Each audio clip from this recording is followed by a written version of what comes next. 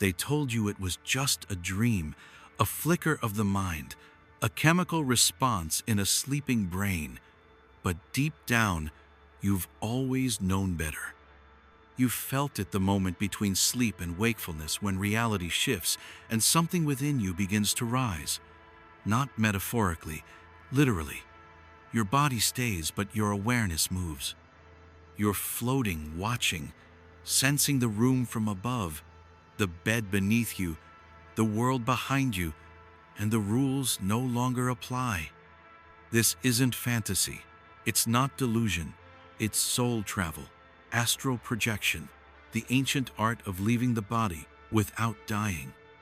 If you've ever jolted awake with the feeling of falling, if you've heard a strange buzzing in your ears before slipping into sleep, if you've ever become aware in a dream and known, truly known, that you were somewhere else, then you've already brushed the edge of it.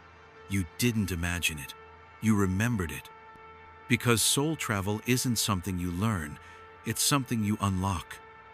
Across cultures, across time, across every spiritual tradition, there are whispered stories of those who left their bodies and returned, not as ghosts, not as myths, but as travelers, explorers of realms unseen, architects of their own awareness.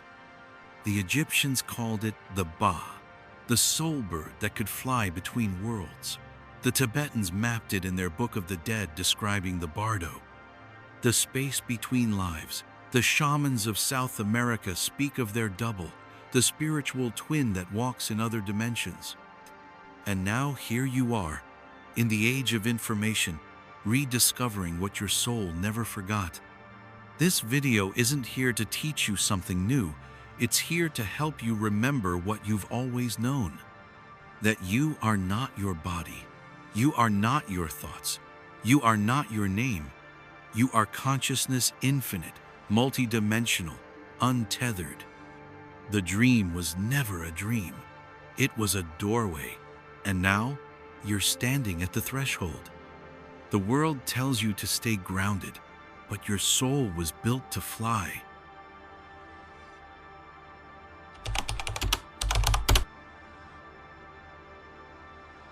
Let's tear the veil away. Soul travel or astral projection is not imagination. It's not wishful dreaming or new age escapism. It's the ancient practice of consciousness moving beyond the body, of your awareness unhooking itself from the shell of flesh and bone, and traveling through dimensions as effortlessly as breath moves through air. You don't have to believe it. You felt it. That moment just before falling asleep, when your body becomes heavy, but your mind floats, the soundless rush, the vibrations, the sense that something is shifting not outside of you, but within. It's in that moment that you brush the edges of the astral. But what is the astral? Think of it like this. Just as your physical body lives in a material world, your subtle body lives in a field of energy, a dimension layered on top of what we call reality. This is the astral plane, a realm where thought moves faster than light, where emotion takes form, where time bends and intention is the only compass. In this space, the laws of physics do not apply. You don't walk, you glide. You don't speak, you transmit. You don't imagine, you create. The ancients knew this well. Long before modern science dismissed the soul as superstition, civilizations across the globe described astral travel with detail and reverence. The Egyptians spoke of the Ka and Ba, the two aspects of the soul. The Ba was the part that could leave the body at will, flying like a bird to the stars. In Tibetan Buddhism, monks trained in dream yoga, learning to remain conscious during sleep and cross into other realms with full awareness. The Vedas, the most ancient Hindu texts, speak of the Sukshma Sharira, the subtle body that travels during deep meditation and death. Even in early Christian mysticism, saints and seers described raptures and divine journeys, visions that lifted their soul beyond the earth. This isn't coincidence, it's a global memory. The truth is this: You have more than one body. You exist on multiple levels simultaneously. Asterisk. Your physical body walks through Earth. Asterisk. Your emotional body processes and transmits feeling. Asterisk. Your mental body interprets and projects thought. Asterisk. And your astral body? That's the part of you that remembers you are infinite. And when you sleep or meditate deeply or enter that liminal state between waking and dreaming, your astral body loosens its hold. It begins to drift.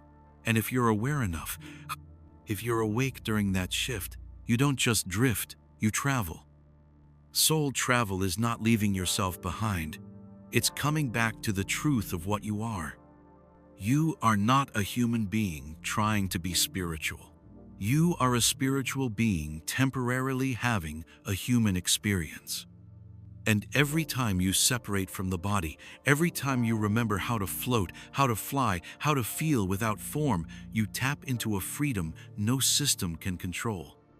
The door is already open. You've stood at its edge 1,000 times. Now it's time to walk through.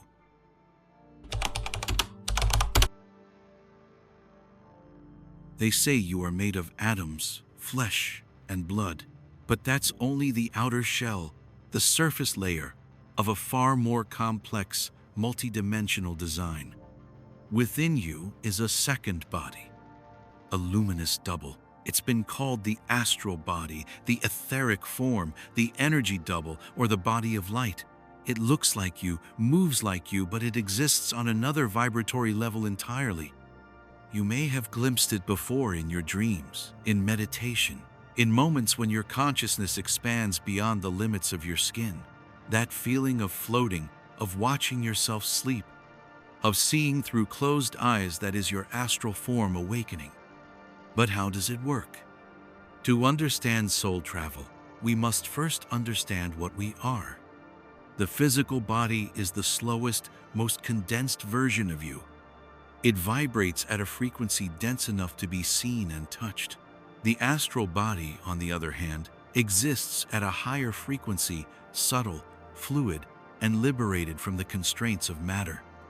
And between these two bodies, a bridge, known for centuries as the silver cord. This cord is not physical, it's energetic, but it's real.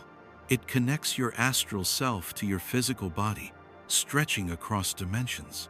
Some see it as silver or white, others as a shimmering thread of light. It ensures that no matter how far you travel, you can always return. When you begin to project, when your astral body starts to rise, there is often a moment of resistance. You may feel buzzing, shaking, or hear a roaring in your ears. You may even feel paralyzed, unable to move your limbs. That is not fear. That is not malfunction. That is your consciousness shifting frequencies, tuning in to the subtle signal of your true self. These symptoms are common and ancient. Tibetan monks described the wind energy shaking the inner body. Mystics spoke of divine trembling before the soul left the form. Modern experiencers call it vibrational state, the threshold between waking and leaving. Once you pass this threshold, something incredible happens. Asterisk. You begin to see without eyes. Asterisk. Move without muscle. Asterisk. Travel without distance. You realize that movement in the astral realm is not physical. You move through thought and intention. Where your focus goes, you arrive. That's why fear brings you back instantly, and why curiosity opens new doors. But there's more. The astral body is not just a vehicle. It is a sensor, a receiver, a mirror. It responds to your emotional state instantly. If you are calm, it glides. If you are scattered, it fractures. If you are aligned, it soars. In this way, astral travel is not just about leaving the body. It's about mastering the inner frequencies that make the journey possible. Your thoughts are not private in the astral. They shape your experience. They build the landscape around you. Fear can create monsters. Love can open realms of impossible beauty. This is why ancient schools taught purification of the mind and heart before initiating one into soul travel, because where you go is determined by who you are in that moment. And yet, despite the complexity, soul travel is not reserved for the elite. It is not a superpower. It is your birthright.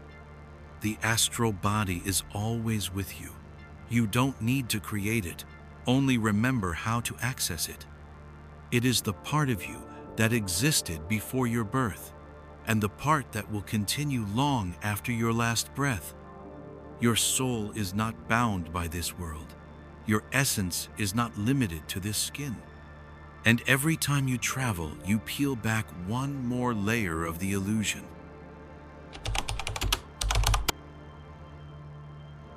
Close your eyes.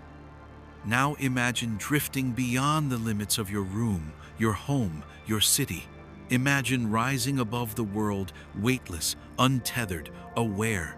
You are not dreaming, you are traveling. But where exactly do you go when you leave the body? The answer is both simple and extraordinary. You go where your frequency allows. Just as radio stations exist all around you, each on its own wavelength, so too do levels of reality, layered upon each other like invisible pages in a cosmic book. The physical world is just one station. When your consciousness unhooks from the body, you begin to tune into other bands' realms just as real, just as vast, but hidden from ordinary sight. These are the astral planes, and they are not all the same. There are countless layers within the astral, from dense, shadowy reflections of the physical world to realms of light, color, and sacred intelligence. You may find yourself in your own room, but everything feels slightly off, fluid, muted. That's the lower astral, the echo of our waking world. But go deeper, rise higher, and you enter a space where form bends to intention. Mountains appear when you focus, doors open when you feel. You are not bound by gravity or logic. In this realm, emotion is architecture. Your surroundings mirror your state of being. Anger distorts, fear darkens, but love creates light. In the higher astral, you may encounter landscapes so breathtaking they defy language. Crystalline cities, floating temples, libraries of living light. This is not imagination, it's memory. And there are others here, guides, entities, fellow travelers. Some are aware of you, others deeply involved in their own journeys. You may meet loved ones who've passed. You may speak with beings who never had a body. You may even be taught in spaces that resemble schools of the soul, ancient wisdom not accessible in the waking world. And then there are the Akashic records, the legendary field of memory that contains every thought, emotion, and action across all time. Many astral travelers report visiting vast libraries made of light, where knowledge flows not as text, but as knowing, not something you read, something you become. This isn't fiction. Mystics from every tradition have described it. In Sufi writings, it's called the guarded tablet.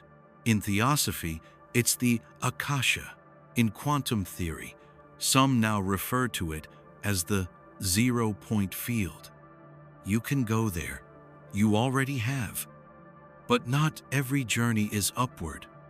There are denser realms, two places that reflect fear, confusion, or obsession. These aren't hell in the religious sense, but fragments of consciousness trapped in feedback loops. You may pass through these realms, but you are never stuck unless you believe you are. Your belief shapes your path.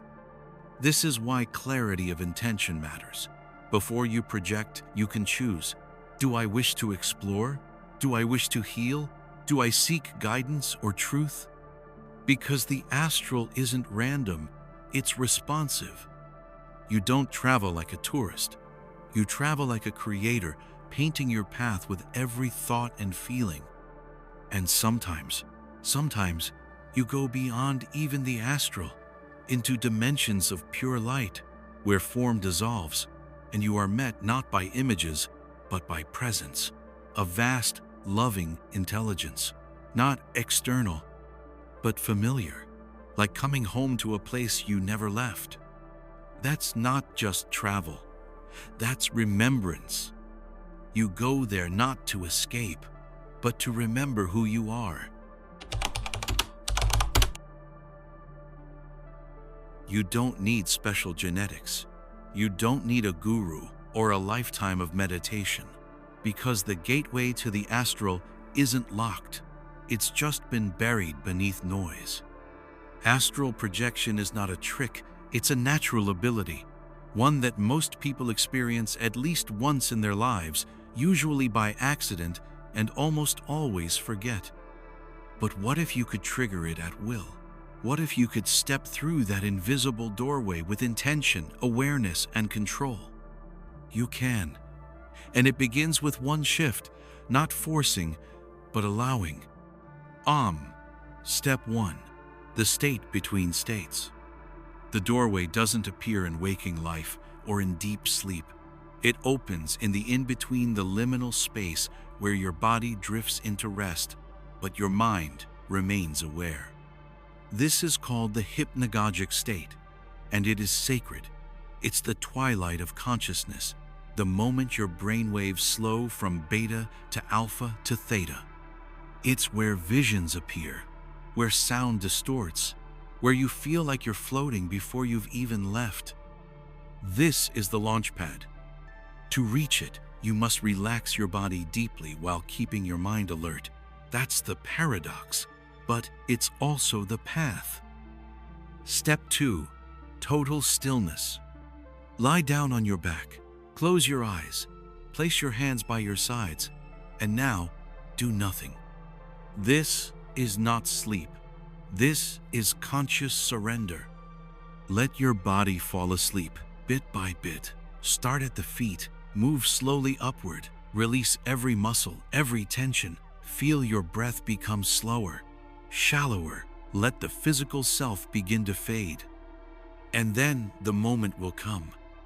You will feel a vibration. You may hear a low hum, a buzzing in your ears. You may feel weightless or like you're being pulled upward. Don't resist it. Don't panic. This is the shift. Step 3. The techniques. Once you reach the vibrational state, the stage just before separation, there are ancient techniques you can use to help nudge yourself out of the body. 1. The rope technique. Visualize a rope hanging above you. Without moving your physical body, imagine your astral hands reaching up and climbing it. Feel the strain, the motion, the lift. Your body remains still, but your awareness rises. 2. The roll-out method. Imagine slowly rolling to your left or right, not physically but energetically, as if you're sliding out of your body like a mist. 3. The swaying technique. Picture yourself gently rocking back and forth, side to side. The motion grows stronger. You are swinging into separation.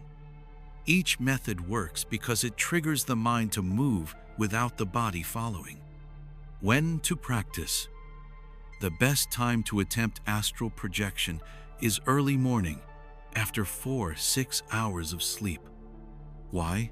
Because your body is tired enough to relax easily, but your mind is alert enough to stay conscious.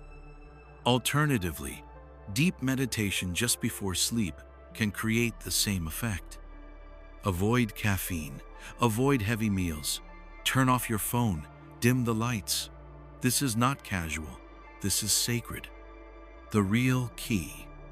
But beyond any technique, the most powerful trigger is intention. Set it before sleep. Say it like a command. I will become aware during the shift. I will leave my body with clarity and peace. I am ready. Your subconscious listens, and it will open the door.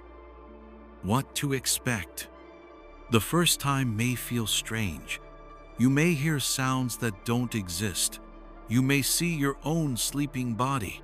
You may be pulled back in instantly by surprise or fear. That's okay, because every attempt sharpens the edge of awareness. Every effort brings you closer to mastery. This isn't about escape, it's about liberation. Astral projection is not leaving life. It's stepping fully into it, beyond illusion, beyond form, beyond what they told you was real. You were never meant to be trapped in the body. You were meant to learn from it and then travel beyond it. It doesn't feel like a dream. It doesn't feel like imagination. It feels like truth. The moment it happens, the moment you separate, something shifts in your entire being. Not just physically, but energetically, cosmically.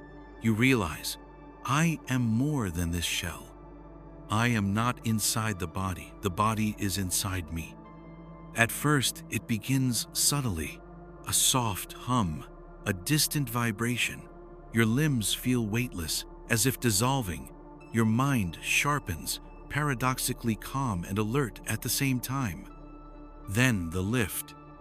A subtle pull upward, sometimes gentle, like floating on warm water, other times sudden, like being ripped through dimensions. You may rise to the ceiling of your room and look down. You'll see your sleeping body, still and unmoving, yet you'll feel more alive than ever. There's no fear, only awe, because the realization hits you like thunder. I exist beyond flesh. You move without effort. Walls mean nothing. Distance is meaningless. Time becomes fluid. You glide through environments with thought alone. Want to visit a friend, a memory, another planet? All it takes is intention. But this freedom comes with a strange sensation, one that no physical experience can replicate. Your body feels like mist, yet you're fully present. You're aware of every movement, every thought. But it's all happening outside of time. Some describe the astral form as a light body, radiant, semi-transparent, glowing with inner awareness. Others say it looks like a perfect copy of their physical body, just lighter, more malleable. You might look into a mirror and see your true essence staring back, eyes that pulse like stars, a face shaped not by genetics, but by energy. And here's the most stunning part. You'll feel emotion differently. It won't be reactive. It will be creative. Joy becomes light. Curiosity becomes movement. Fear becomes distortion. The environment responds to you. In the astral, you don't walk through space. You walk through states of consciousness. What you feel becomes your surroundings. A calm mind brings beauty, gardens of light, temples of sound, colors that don't exist on Earth. A chaotic mind brings fog, shadows, confusion. It's not a punishment, it's a mirror. The astral is reflective reality. You don't enter it, you project it. Which means the more you work on your inner clarity, your intention, your spiritual alignment, the more stunning and clear your journeys will become. The return. And eventually, you return. Sometimes gently slipping back into your body like a breath.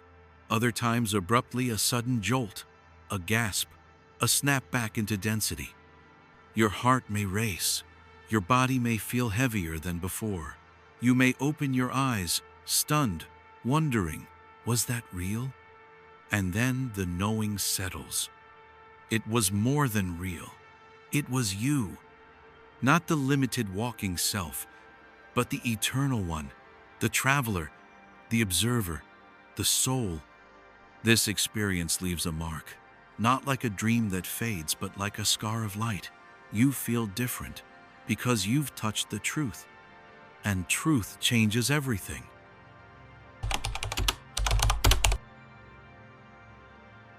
If astral projection is real, if your consciousness can move beyond the body, if you're not just a name, a job, or a story, but a traveler of worlds, a being of infinite reach, then the entire system begins to crumble.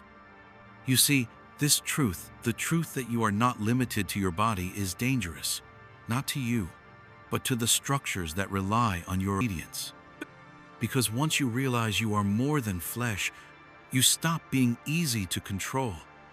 A person who knows they can leave the body doesn't live in fear of death. A person who has seen beyond this world doesn't fall for the illusion of one reality.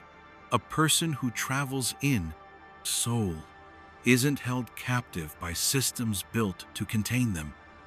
This is why they laugh at astral projection, why they bury it under labels like nonsense, hallucination, or pseudoscience. Because if you believed it was real, if enough people knew how to do it, the old world would collapse. Not in flames, but in irrelevance. Because the entire matrix of control media, dogma, fear, consumerism is built on one lie, that you are only what you can see. But astral travel is the proof that you are not. This knowledge was always hidden. The ancient initiates guarded it fiercely. In Egypt, only the adepts of the mystery schools were allowed to study soul separation. The Book of the Dead was not a book about death. It was a manual for conscious travel beyond the physical. In Tibet, dream yoga was not mysticism, it was training to remain awake across dimensions. In early Christianity, before the edits, before the councils, before the institutions, the Gnostic texts spoke of inner worlds, of heavenly realms, of Christ as a state of consciousness, not just a man. But those teachings were removed, burned, hunted, and rewritten. Because the moment you understand that heaven is not a place, but a state, and that you can access it now, you no longer need anyone to save you. You no longer need permission to be divine. Why this truth is so threatening? If people knew they could leave the body, they'd stop fearing the end. They'd stop numbing their soul with things. They'd stop chasing validation in systems that were never built to liberate them. A soul traveler knows. Asterisk death is not an end. Asterisk identity is not fixed. Asterisk, this reality is just one layer of the dream. And nothing is more destabilizing to those in power than a human who realizes they were never just human. That's why it's suppressed. That's why no one teaches you this in school. That's why you were trained to think only in terms of evidence, material, and logic. Because the moment you step outside your body and see everything they told you was absolute, begins to dissolve. And in that dissolution, you become something very inconvenient. Free. Not just politically, not just spiritually, but energetically. You become impossible to program because you've seen the source code. But here's the secret. They don't need to hide the truth anymore because they've trained you to ignore it. It's not buried. It's hiding in plain sight. In dreams, in moments between sleep and wake, in the silence you keep running from. They don't have to burn the ancient books anymore because they've built a world so loud you'll never read them. But if you're here, if you're still watching, still listening, still feeling, then some part of you is already breaking through the noise. Some part of you remembers. And that remembering is the most dangerous act of all. Because one awakened traveler becomes a mirror, and mirrors spread faster than fire.